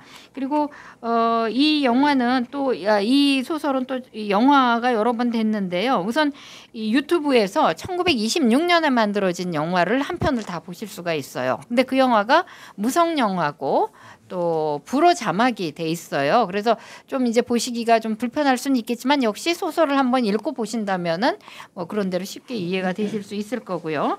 그다음에 1982년에 나나 더 트루키 오브 플레저, 그러니까 뭐 행복의 진정한 열쇠 뭐 이런 의미겠죠. 그런 영화 제목으로 이 영화가 되기도 했는데 이것도 조금씩은 이제 이 영상을 보실 수 있습니다. 예, 그리고 이제 세 번째 작품 그 제르미날에 관한 얘기인데요. 참 그리고 이 나나는요. 제가 이 목로주점을 읽던 시기에 그 비슷하게 1970년대 말에 저는 읽었어요. 뭐 이제 번역된 책이 있어서 읽었었는데 지금은 이게 쉽게 찾아지지가 않네요. 근데 아마 도서관이나 이런 데 가면은 그래도 옛날 책이 있지 않을까 하는 그런 생각이 들고요. 그다음에 이제 제르미날은 저 새롭게 번역된 책이 있으니까 아마 쉽게 구해서 보실 수 있을 거고요. 이거는 이제 1885년에 발표된 작품입니다. 그리고 이 목로주점이나 나나가 제2제정 시대를 주로 이제 다루고 있다면 이 제르미날은 제3공화정 시대를 다루고 있거든요. 그러니까 이 1884년에 에밀 졸라가 그 북프랑스의 탄광에서 일어난 파업을 직접 보고 거기서 이제 영감을 받아서 쓴 책이라고 하는데요. 이 테마는 탄광 광부들의 그 파업 그리고 그 실패에 관한 얘기입니다. 그리고 그럼에도 불구하고 이 훗날에 대한 희망을 놓지 않는다는 그런 그 이야기인데요. 물론 이 광부들의 파업 이라든지 그와 관련된 얘기들도 이제 특히 후반부에서는 무겁게 이제 다루어지고 있는데 그것도 있지만 이 광부 촌을 둘러싸고 그 가족들의 그 생활상이라든지 문화라든지 그들의 가치라든지 윤리체계라든지 이런 거를 또 잘 보실 수 있는 그런 그런 작품인 것 같습니다. 솔직히 얘기한다면 저는 제르미날 책은 안 읽었고요. 영화만 봤습니다. 이 영화가 이제 1993년에 클로드 베리 감독에 의해서 만들어진 거고 우리나라에서도 이제 그 개봉이 됐고요. 아마 여러분들도 찾아보시면 쉽게 보실 수 있으리라고 생각을 합니다. 그리고 이제 뭐 이제 역사 소설 얘기되면 항상 이 역사와 사실, 그 실제적인 사실과 허구와의 관계 이게 이제 굉장히 좀 애매하지 않습니까? 그런데 지금 제가 말씀드린 책 세 권의 그 작품은 사실은 어떤 사건이라든지 이런 거에 뭐 혹은 또 여러 가지 어떤 그 삶의 실상이라든지 이런 거를 보면서 굉장히 영감을 많이 받았지만 특정 어떤 사건을 특정하고 쓴 소설은 아니거든요. 그러니까 이건 허구라고 볼 수 있겠죠. 그렇지만 어떻게 보면은 그 시대의 생활상이라든지 이런 것을 재현해 놓은 걸로 보면은 거의 역사 서술에 맞먹는다 이렇게까지도 얘기할 수 있고 이 에밀 졸라라고 하는 사람이 상당히 이 사실주의가 어떻게 보면 극단화된 자연주의 작가였기 때문에 굉장히 어떤 공정하고 객관적인 시각을 가지려고 좀 노력했던 사람이기 때문에 그런 점에서 꼭 뭐 이건 일어났다 안 일어났다 이런 게 아니라 그 당시 상황이 어떠했을까, 그 당시 분위기가 어떠했을까 그런 것을 파악하는 데는 굉장히 좋은 그런 이 작품들이라고 생각을 합니다. 예. 그리고 뭐 이외에 여러 가지 좀 더 이렇게 좀 재밌고 즐겁고 뭐 아기자기한 그런 그 얘기들도 많이 작품들도 있는데요. 그거는 다음에 말씀드릴게요. 예. 근데 이혜영 선생님께서는 뭐 항상 과제를 내실 때도 해외 다른 나라의 이 사건이지만 또 우리나라 현실을 되돌아볼 수 있게 만드는 이런 과제를 많이 내시지 않습니까? 그럼 지금 소개해 주신 에밀 졸라의 소설들을 읽으면서 우리 현실하고 결부시켜서 생각해 본다면 어떤 점들이 있을 수 있을까요? 그러니까 참 이제 그런 생각이 많이 들어요. 그 뭐 19세기뿐만이 아니라 그 이전부터도 사람들이 살면서 그 정말 느끼거나 혹은 또 뭐 문제를 제기하거나 그랬던 일들, 그런 일들이 시간이 지나고도 완전히 해결되지는 않는다는 그런 느낌이 참 들거든요. 특히 어떤 그 인간 삶에 있어서의 본질적인 문제들 같은 거는 그냥 계속 그렇게 가고 있는 게 아닌가. 또 그렇기 때문에 어떤 뭐 연속성을 찾아볼 수도 있고 그런 건데, 물론 조금씩 다 좋아지는 것도 있고 또 다르게 볼 수도 있고 이런 측면도 있는데, 그 어떤 정말 그 아주 본질적인 그런 부분은 계속 가고 있는 것 같아요. 형태만 좀 달리해 가면서. 예. 그래서 우리가 어떻게 보면은 좀 그 다른 점과 같은 점이 뭔지 그런 걸 한번 잘 생각해 보는 것도 좋겠다, 그런 생각이 듭니다. 예, 사실 뭐 구조적인 한계를 얘기하는 그런 소설이나 영화 같은 걸 보면 예령 선생님께서 말씀하셨듯이 우리 그걸 접하는 순간 굉장히 고통스러울 수도 있습니다만 또 현실의 본질을 또 파악할 수 있는 뭐 이런 계기가 되기도 하겠죠. 뭐 당장 제가 언뜻 생각나는 건 좀 봉준호 감독의 기생충을 보면서 사실은 굉장히 고통스러웠던 뭐 그런 기억이 있는데요. 뭐 그것과도 좀 연결될 수 있지 않을까라는 생각이 드는군요. 예, 서윤준 선생님은 뭐 어떤 거 말씀하시죠. 저도 방금 똑같은 생각을 해서 재밌었다는 생각이 드는데 기생충도 그렇고 에밀 졸라도 그렇고 전통적인 비극이랑 방식이 달라요. 전통적이라고 말하는 거는 아리스토텔레스가 시약에서 규정한 개념이거든요. 우리랑 동류인 사람이 주인공이 돼야 돼요. 우리랑 처지나 여러 가지로 크게 다르지 않은 사람의 죄 없는 몰락을 볼 때 우리가 이제 연민과 공포를 같이 느끼는 건데, 그 졸라도 그렇고 기생충도 그렇고 나중에 카프카 같은 경우도 그렇고 나쁜 게 더 나빠지는 패턴이에요. 이거는 19세기 전에는 좀 없었던 패턴입니다. 그래갖고 어떤 게 더 보편적인 거냐, 지금 우리한테는 뭐 어떤 게 더 진짜 비극이냐, 그런 생각들을 가끔 해보는데 선생님 그 기생충 얘기해 주셔서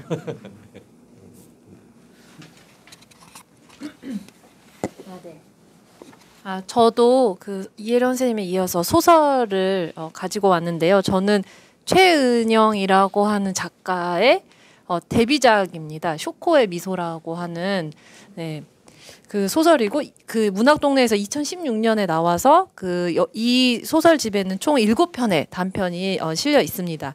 근데 저는 이 소설을 가지고 오면서 한번 학우님들께 여쭤보고 싶은 건 소설을 고를 때 주로 어떤 책을 고르시는지 혹은 어떤 작가를 고르시는지 여쭤보고 싶어요. 왜냐하면 이제 저도 흔히 이제 소설을 가장 많이 읽는 시기가 고등학교 때인 것 같고, 흔히 말하는 고등학생 필독서라고 하는 리스트에 있는 소설들을 이제 많이 읽어보게 되는데, 그때 유명한 이제 대작가들의 소설을 접하게 됩니다. 그러다가 전 최근에 그런 소설 아니고 좀 새로운 작가를 어디서 찾아서 읽고 싶다라는 생각을 하게 됐고, 그러면서 제 또래 작가들의 소설을 읽었을 때 그 소설이 좀 더 저에게 와닿는 점이 많다는 생각을 하게 됐어요. 그래서 이 작가도 제 또래이고 여성 작가인데 2013년에 이 단편 소설로 데뷔를 해서 젊은 작가상을 받았고, 최근 이제 상을 굉장히 많이 받은 작가입니다. 그러면 이 내용보다 이 작가의 어떤 특징을 좀 얘기를 해보자면,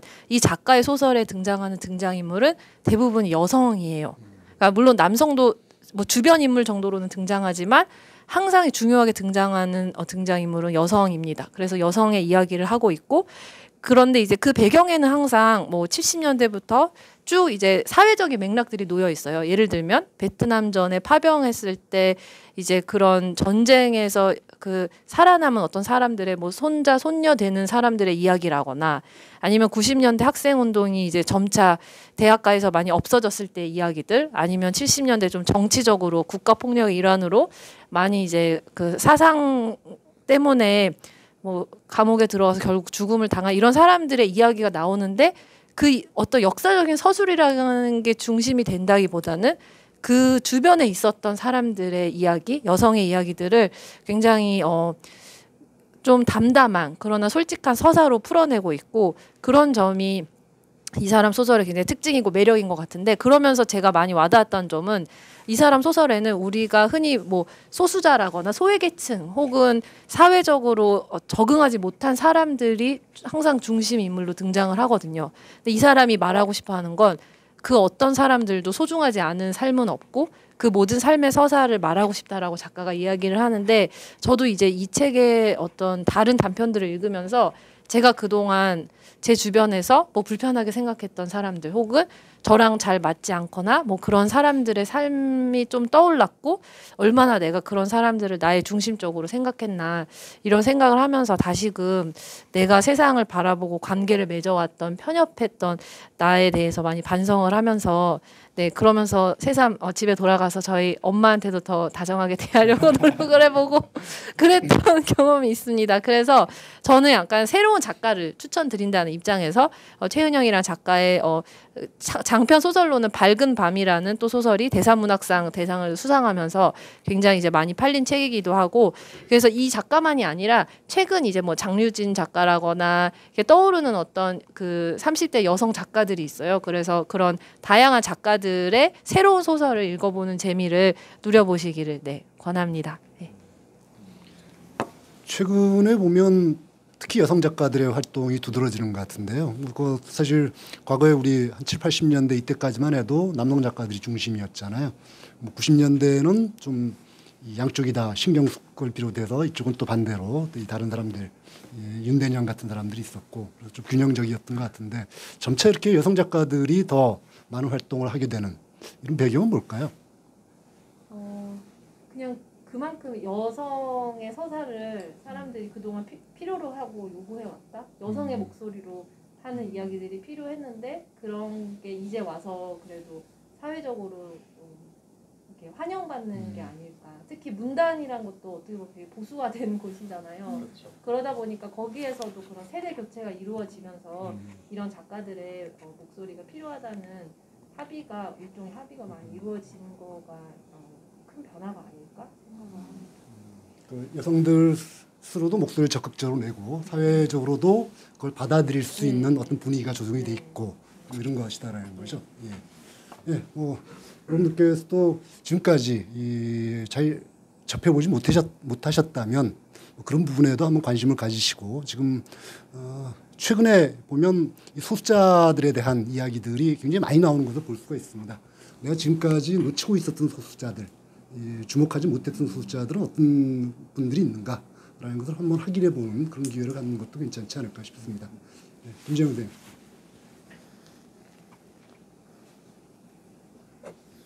네, 오늘 선생님들께서 말씀해 주시는 걸 들으면서 이제 저도 굉장히 많은 여러 가지 생각들이 들었던 것 같습니다. 특히 이제 방학과 관련해 가지고 이제 이준 선생님께서 여러 가지 말씀을 해 주셨는데 이제 돌이켜 보면 저는 한 7년간은 방학이 없는 삶, 주말이 없는 삶을 살았던 것 같아요. 그러니까 쉼이 없는 삶이라고 하는 게 이제 도대체 나한테 어떤 영향을 주었을까? 뭐 이런 생각도 좀 들었고요.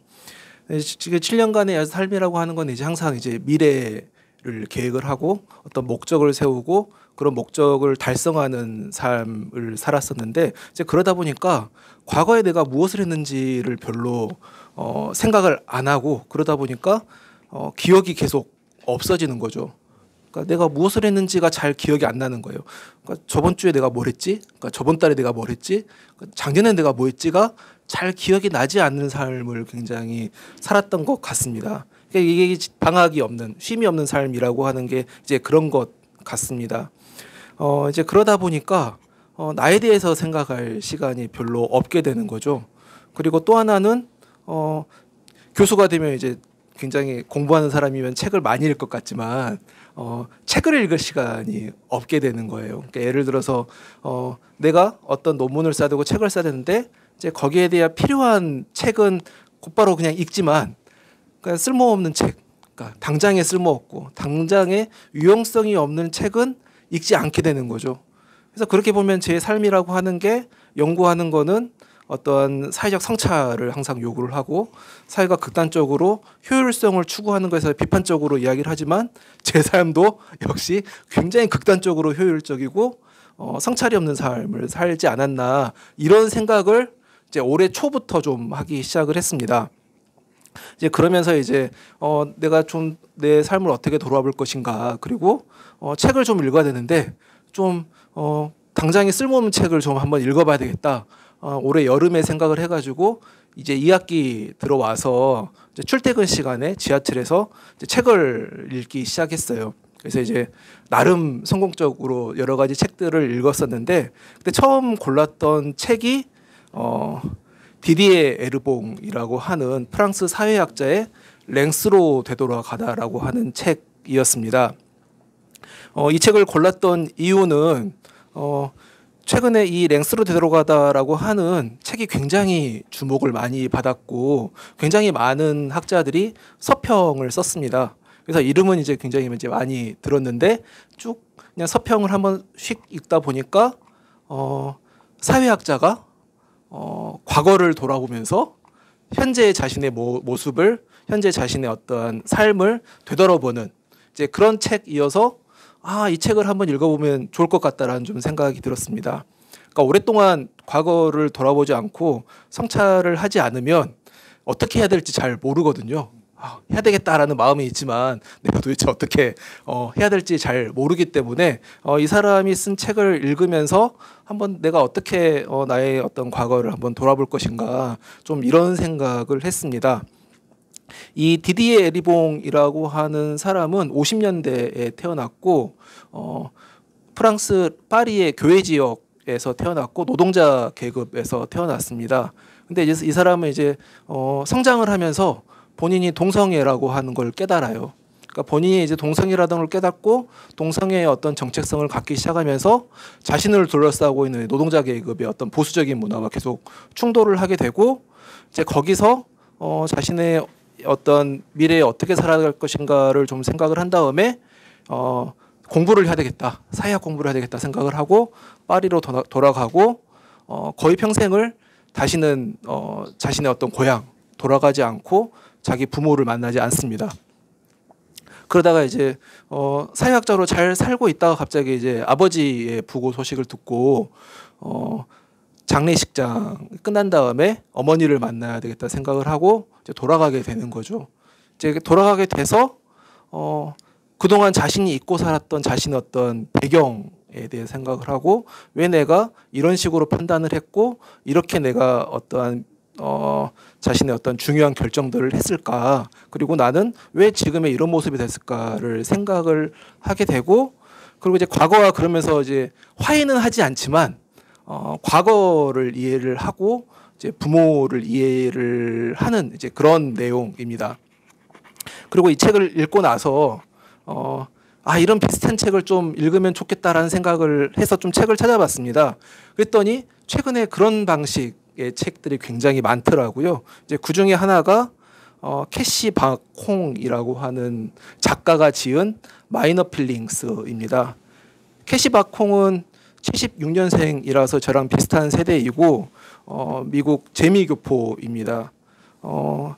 이 사람 역시 지금 본인이 겪고 있는 여러 가지 문제들, 그리고 본인을 둘러싸고 있는 예를 들어서 이제 트럼프가 집권을 하면서 미국 사회에 이제 강하게 확산되기 시작했던 아시아인에 대한 어떤 인종주의 이런 것들을 경험을 하면서 이것을 내가 여성 이주민 유색 인종으로서 이것들을 어떻게 좀 이해를 해야 될 것인가를 고민을 하던 차에 이분 역시 자기 아버지 세대로 돌아가는 거죠.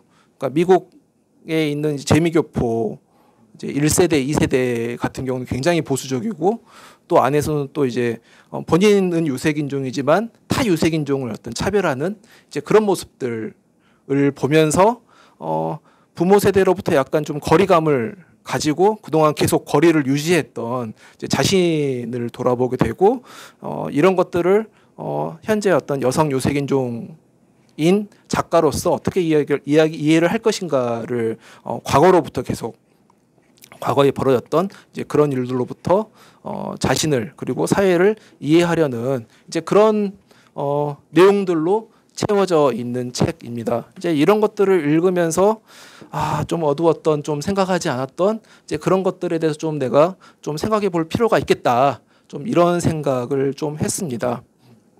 그리고 또 하나는 이제 최근에 왜 도대체 이런 책들이 유행을 할까 좀 봤더니 이제 이 한 책은 소수자인 거죠. 동성애자였던 거고 또 한 책 역시 소수자입니다.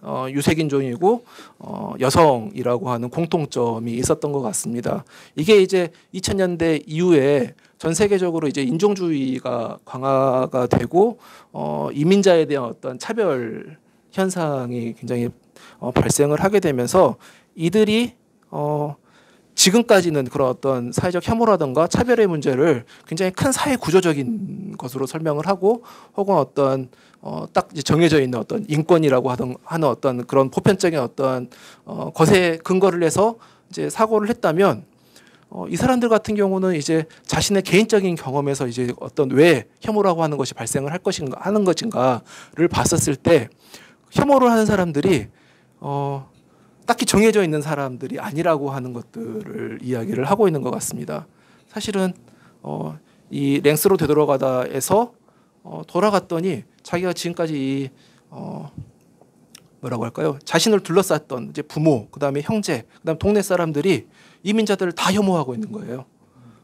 근데 이 사람들을 보면 어떻게 보면 차별받고 있는 사람들이었던 거죠. 노동자 계급으로서 끊임없이 프랑스 사회에서 차별받고 있던 사람들이 그리고 그 이전에 자기가 어렸을 때는 이 사람들이 전부 다 사회주의자였는데 어느 순간에 전부 다 우익으로 바뀌고 이민자들을 차별하고 있는데 도대체 이 사람들은 왜 그랬을까?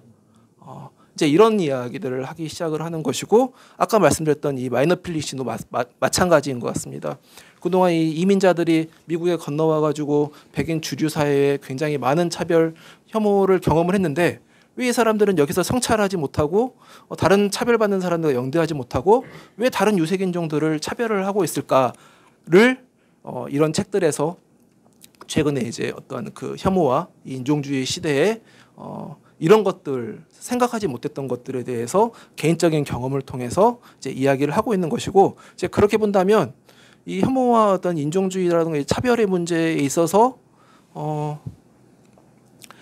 그런 것들 하는 사람들을 그러니까 혐오하는 사람들을 혐오할 것인가의 문제, 예, 그 사람들을 내가 다시 차별을 하고 할 것인가의 문제, 이제 이런 것들을 거기서 끝나는 것이 아니라 조금 더 나아가서 사실은 내가 누군가를 혐오하고 있지 않는가, 혹은 내가 내 주변에 있는 사람들이 그런 것들을 하고 있는데 내가 눈 감고 있는 것이 아닌가, 이런 것들을 생각할 수 있는 계기를 준 굉장히 좋은 책이자 동시에 어렵지가 않습니다.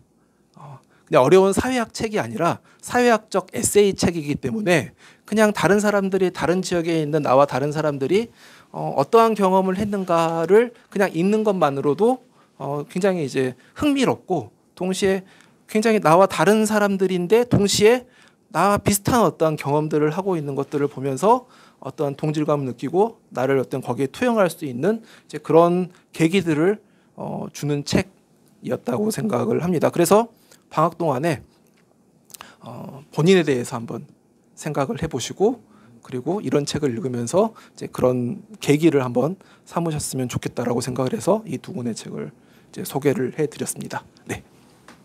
예, 요즘 우리 교포 2, 3세 작가들의 작품들이 상당히 각광을 많이 받고 있지 않습니까? 그걸 보면 그분들은 스스로 숫자라고 하는 것을 뚜렷하게 자각할 수밖에 없었던 어떤 외적인 상황들 같은 것들이 존재하지만, 근데 어떤 면에서 보자면 우리 모두도 나름대로의 소수자일 수 있지 않겠습니까? 우리도 소수자다라고 하는 것을 깨달을 수 있다면 소수자에 대한 인식 같은 것도 좀 바뀌어질 수 있을 것 같은데요. 아까 노동계급에 대한 말씀도 하셨습니다만, 자, 우리도 스스로 소수자다라고 한다면 어떤 측면에서 우리도 소수자일 수 있을까요? 네, 그 모든 사람들이 하나의 집단, 하나의 정체성만을 갖는 것은 아니죠. 그리고 이제 그렇게 본다면 우리는 항상 어떤 성별, 그다음에 연령, 지역, 학력, 다양한 것들 어떤 집단들에 들어가 있기 때문에, 그리고 우리는 시간이 지나면서 계속 또 변화하기 때문에 내가 뭐 태어날 때부터 소수자일 수도 있지만 내 삶의 한 국면에서는 소수자가 될 수가 있는 것이기 때문에 이제 그런 것들을 좀 깨닫는다면 어느 순간엔 삶의 내가 어느 순간에는 이제 그런 일을 경험할 수도 있다라고 하는 것들을 좀 깨달을 필요가 있지 않을까 그런 생각이 좀 들었습니다. 예, 나도 소수자일 수 있다라는 것 또는 소수자이다라는 것을 생각한다면 소수자에 대해서 좀 다른 시각들을 갖출 수 있지 않을까 싶고요. 이렇게 서로가 소수자임을 인정할 수 있다면 그래서 서로를 긍휼히 여길 수 있다면 연대라고 하는 것도 충분히 가능하고 소수자가 없는 그런 사회를 위해서 나아갈 수 있지 않을까 싶습니다. 예, 여러 선생님들께서 아주 좋은 것들을 많이 추천해 주셨는데요. 저 같은 경우에는 일단 책을 추천해 달라고 그러면 굉장히 곤란해합니다. 사람마다 너무 취향이 다 다르기 때문에 그분들의 취향에 맞춰서 결국 이 모든 책을 다 제가 소개해 드릴 수도 없고 그렇다고 그냥 제 취향에 따라서 말씀을 드릴 수도 없고요. 그냥 제가 추천해 드리는 건 그냥 여러분들이 그야말로 학기 중에 하지 못하셨던 것들 또는 다른 시기에 하지 못하셨던 것들 이것을 이번 방송대에서의 방학이라는 기간을 이용해서 한번 좀 집중적으로 해보셨으면 어떨까라는 것입니다. 이를테면 아까 제 경험도 말씀을 드렸습니다만 어느 시기에는 미술사에 대해서 좀 공부를 한 적이 있습니다. 그때 이 곰브리체 책을 읽고 재미있어서 윌리 젠슨의 책도 읽고 그래서 거기에 나오는 도판들을 또 다 찾아보고 저 때는 그 도판들을 찾기가 쉽지는 않았습니다만 요즘 인터넷에 잘 나와 있으니까 그런 도판들까지 같이 보면서 그 미술사 책들을 읽는다면 쉽게 도움이 되실 거고요. 또 한때는 좀 음악을 좀 들어볼까라는 생각에서 전 좀 현악 쪽을 좋아해가지고 먼저 3대 이 바이올린 협주곡이라고 하는 베토벤 또 누구죠? 브람스, 차이콥스키 이런 거에서부터 시작해가지고 소나타도 듣고 또 트리오도 듣고 이런 식으로 좀 확장시키면서 방학 내내 그런 걸 들은 기억도 있습니다. 또는 당연히 스포츠에 대해서는 아까 말씀드린 적이 있고 또 어느 시기에는 지금도 조금씩 읽고 있습니다만 이 무협지 쪽에 신무협이라고 하는 것을 한번 접해봤더니 이건 굉장히 다르네. 라는 생각을 하게 돼서 신무협 작품들은 또 어떤 것이 있나. 이 태극권은 이제 상당히 구무협이고요. 신무협에서 훨씬 더 새로운 이 권법들이 나옵니다만 그런 부분들도 한번 읽어보셔도 괜찮을 것 같고 스포츠 운동을 제가 직접 하는 것만이 아니라 지금 월드컵 기간 중에 합니다만 되면 축구에 대한 이런 이야기 같은 것들도 한번 읽어볼 수가 있습니다. 제가 처음 스포츠에 대한 공부를 시작할 때 가장 먼저 읽었던 책들이 바로 축구에 대한 것들입니다. 축구가 가장 대표적으로 영국에서 조직 스포츠로 발전된 이런 스포츠다 보니까 그 축구의 역사들을 쭉 읽다 보니까 거기에서 계급의 문제가 드러나고 또 아마추어와 이 프로의 어떤 차이들 같은 것도 문제가 드러나고 다양한 문제들이 파생되어 나온 것을 알 수가 있었고 그것들로 계속 가지를 치면서 공부를 해갈 수가 있었죠. 저는 제가 갖고 있었던 관심사를 그런 식으로 풀어갔습니다만 여러분들께서도 아마 여러분들 나름의 관심사가 있으실 겁니다. 그 부분을 이번 방학을 이용해서 한번 집중적으로 풀어나가 보실 것을 추천드리겠습니다. 오늘 얘기는 여기서 마치도록 하고요. 여러분들 즐거운 방학 보내십시오. 감사합니다.